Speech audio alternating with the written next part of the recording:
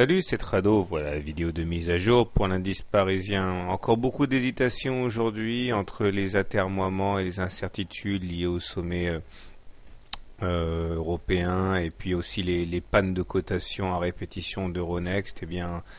On se retrouve dans une indécision assez importante. Heureusement, les supports ont tenu. En zoomant, on voit bien que la M7 là, a rempli son office, comme depuis 3 jours en fait, puisque chaque fois la M7 est sollicitée, chaque fois elle tient. Donc ça c'est une bonne chose pour les haussiers. L'oblique bleue aussi, celle que j'ai faite figurer hier, a rempli son rôle heureusement. On termine quand même sur un doji, c'est-à-dire un niveau d'ouverture et de clôture qui sont équivalents, donc pas de couleur à la bougie, ce qui montre bien que voilà, on a assisté à une passe d'armes entre les haussiers et les baissiers, et que finalement on termine sur les niveaux d'ouverture sur une progression négative symbolique de 0,15%. On demeure au-dessus de la moyenne mobile à 20 séances, donc on demeure en tendance haussière. Maintenant, il y a deux choses qui doivent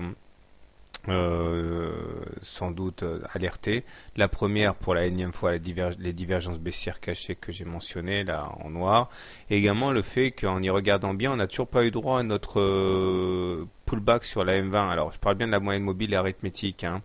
Regardez, il s'en est fallu de très peu pour que le 20 octobre et le 21 octobre on aille chercher la M20, mais ça n'a pas été le cas.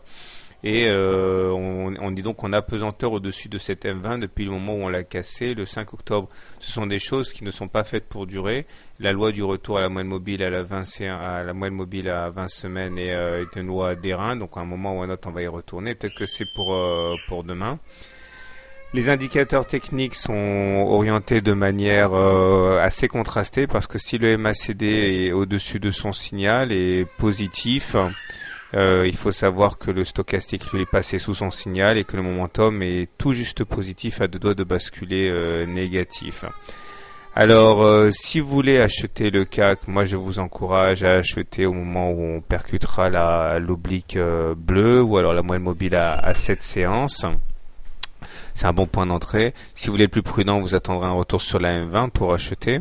Si vous êtes baissier, eh bien vous avez la possibilité de shorter maintenant si vous pensez qu'on assiste à des faiblesses sur le CAC depuis 3 séances, puisqu'on n'arrive pas à aller de l'avant, et puis on a toujours cette divergence baissière cachée. Ou alors si vous voulez être plus prudent, vous attendez qu'on aille échouer donc sur les fameux 3260 là pour shorter.